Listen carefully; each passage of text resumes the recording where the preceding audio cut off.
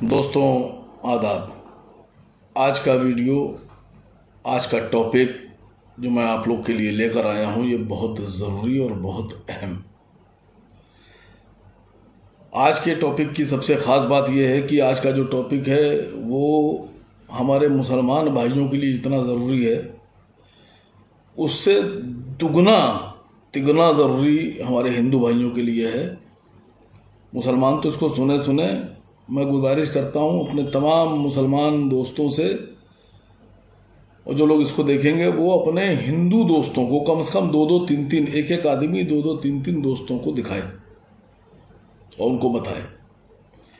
देखिए, हिंदुस्तान में सबसे ज़्यादा भयानक तरीके से अगर कोई विरोध किसी बादशाह का होता है तो वो होता है औरंगज़ेब रहमतुल्लाह अलैह का। औरंगज़ेब रहमतुल्लाह अलैह का जो विरोध करने वाले लोग हैं उनमें सबसे बड़ी तादाद ब्राह्मणों की। ब्राह्मण सबसे ज़्यादा औरंगज़ेब का विरोध करते हैं, और जो सबसे बड़ी विरोध की वजह वो ये है कि औरंगज़ेब ने जिज़िया लगा दिया, जिज़िया कर। अक्सर और बेशतर कभी चैनल्स पे बैठता हूँ मैं, वहाँ भी आता है कि इस्लाम में जो जिज़िया है वो हिंदुओं के ऊपर या गैर मुसलमानों पर लगाया गया है, कि अगर आपको हमारे इलाके में या हमारी स्टेट में या हमारे मुल्क में रहना है तो आपको जिज़िया देना पड़ेगा अगर आप मुसलमान नहीं हैं। सबसे बड़ी बात तो एक भ्रांति बनी हुई है, या मैं यूँ कह लूँ कि मुसलमान हमारे जो उलेमाए दीन हैं या जो इस्लामिक स्कॉलर्स जानकार हैं हिस्ट्री के, उन्होंने कभी भी डिफ़ाइन नहीं किया जिज़िया को कायदे से।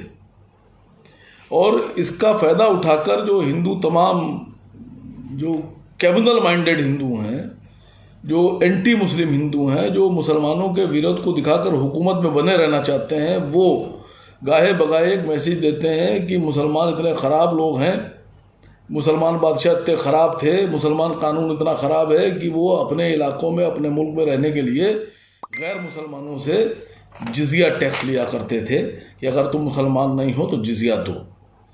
देखिए, सबसे पहली बात तो ये जिज़िया क्या है और इस्लाम में कौन कौन से टैक्सेस लगे थे। सारी हुकूमत में लगते हैं। कौन सी ऐसी हुकूमत है, अंग्रेज़ थे वो लेवी लगाते थे। कौन सी ऐसी हुकूमत है, कौन से ऐसे लोग हैं जो अपनी हुकूमत चलाने के लिए टैक्स नहीं लेते हैं। औरंगज़ेब से नफ़रत, ब्राह्मणों को। अब मैं आपको हकीकत बताने जा रहा हूँ कि इस्लाम में सबसे पहली बात तो जो टैक्स इस्लाम में इम्पोज किए गए थे, इस्लामिक हुकूमतें जहाँ पर थीं उनमें जो टैक्स थे वो थे ज़कात। ज़कात मतलब इनकम टैक्स। कितना था? 2.5%। यानी अगर 1 लाख रुपए किसी मुसलमान के पास हैं, यूँ समझ लीजिए, मैं बता रहा हूँ कि अगर 1 लाख रुपए पे उसको टैक्स देना है तो मुसलमान जो है वो टैक्स देगा 2,500 रुपये। 2.5% टैक्स, 1 लाख पे 2,500 रुपये। दूसरा टैक्स था खराज, जो भूमि टैक्स था, लैंड टैक्स। तीसरा टैक्स था उश्र। उश्र टैक्स जो था वो कृषि फसलों पे और व्यापार पे, जो लोग व्यापार करते थे उस पर था। हिंदुओं के ऊपर ज़कात नहीं थी, मुसलमानों पे थी। अब कई जगह ये भी देखने को मिला कि ये कहा गया कि जो जिज़िया है वो इसलिए लगा दिया कि हिंदू जो हैं वो जिज़िया से बचने के लिए मुसलमान हो जाएं, उनको टैक्स ना देना पड़े, इसलिए वो मुसलमान हो जाएं। तो बड़ी टेक्निकल और टिपिकल बात मैं बताने जा रहा हूँ कि जो कभी भी जो जिज़िया कर था, जिज़िया टैक्स था, वो कभी भी 0.5%, 1% से ऊपर नहीं लगा किसी बादशाह के दौर में। जो मैक्सिमम जो कर था वो कहा गया खालिद बिन वलीद रज़ियल्लाहु अन्हु लगाया था। और कितना लगाया था? ये कहा कि 10,000 दिनार अगर आपके पास है तो आपको 48 दिनार टैक्स में देना है। लेकिन अगर वही 10,000 दिनार किसी मुसलमान के पास होंगे तो वो 250 दिनार देगा टैक्स में। तो जिज़िया ज़्यादा हुआ कि ज़कात ज़्यादा हुई? कभी भी कहीं भी, मैं औरंगज़ेब पर आऊँ, कि औरंगज़ेब रहमतुल्लाह अलैह के बारे में बड़ी बुराइयां हैं, बड़ा उनको बदनाम किया गया बहुत, कि उन्होंने ये लगा दिया, उन्होंने वो लगा दिया। सबसे पहली बात तो एक बात की जानकारी हासिल कर लीजिए आप सब, मैं मुसलमान भाइयों से कह रहा हूँ कि इसको देखिएगा और दूर तक लोगों को दिखाइए, पहुँचाइए दूर तक, जहाँ तक आप पहुँचा सकते हो, जहाँ तक। औरंगज़ेब रहमतुल्लाह अलैह ने लगभग 49 साल कुछ महीने, पूरा 50 साल मान लीजिए कि उन्होंने हुकूमत की। इस 50 साल की हुकूमत में कभी भी औरंगज़ेब बादशाह ने 20 साल शुरू के जिजिया टैक्स लगाया ही नहीं। यानी यूँ समझ लीजिए कि इस्लामिक हुकूमतों में जो गैर मुस्लिम, चाहे वो ईसाई हों, चाहे यहूदी हों, और चाहे हिंदुस्तान में हुकूमत आने के बाद हमारे हिंदू भाई हों, इनका ख्याल रखा गया। जिजिया क्या है? जिजिया एक तरह का सुरक्षा टैक्स है कि आप अगर हमारे मुल्क में रह रहे हैं, हमारे साथ रह रहे हैं, तो आपकी सुरक्षा की जिम्मेदारी सरकार की है। उस सुरक्षा टैक्स को जिजिया कहते हैं। औरंगज़ेब बादशाह ने जो टैक्स लगाया वो अपनी हुकूमत के शुरू के 20 साल नहीं लगाया, लेकिन जब औरंगज़ेब रहमतुल्लाह अलैह, औरंगज़ेब बादशाह ने जब साउथ की तरफ अपना रुख किया हुकूमत के लिए बढ़ाने के लिए, तो उनको पैसे की ज़रूरत पड़ी। हर जंग में हर सरकार को, लोगों को, हुकूमतों को पैसे की ज़रूरत पड़ती है।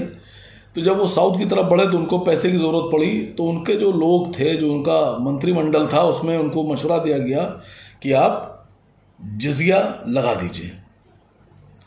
अब जिजिया था कितना? एक तो 20 साल तक जिजिया लगाया नहीं औरंगज़ेब ने। टोल टैक्स, सड़क से एक शहर से दूसरे शहर की सड़क पे जाएंगे आप, नई सड़क बनी है, उस पर टैक्स, टोल टैक्स। उसके बाद में सेस टैक्स।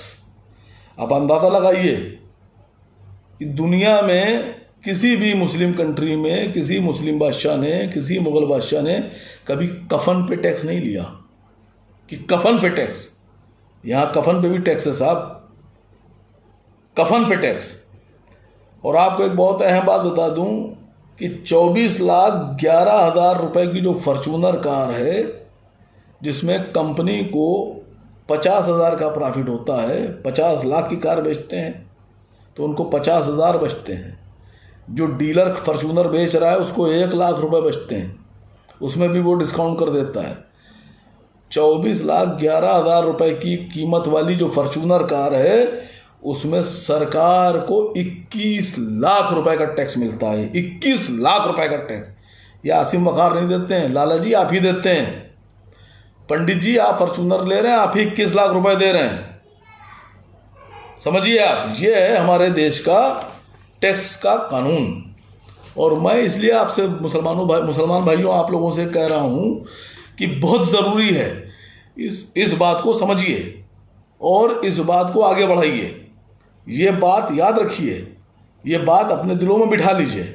अपने गैर मुस्लिम दोस्तों को, हिंदू दोस्तों को दिखाइए कि जिस जिजिया को लेकर बदनाम किया जाता मुसलमानों को, दरअसल वो मुसलमानों की ज़कात से भी कम था। हम मुसलमान अपनी हुकूमत में 1 लाख पे 2,500 रुपये दे रहे थे, और अगर गुप्ता जी, अग्रवाल जी, शुक्ला जी, वर्मा जी, पांडे जी ये रह रहे थे अगर मुसलमान हुकूमतों में, तो ये 1 लाख रुपए पे 1.25 लाख रुपए दे रहे थे, 1,25,000 रुपये। ये है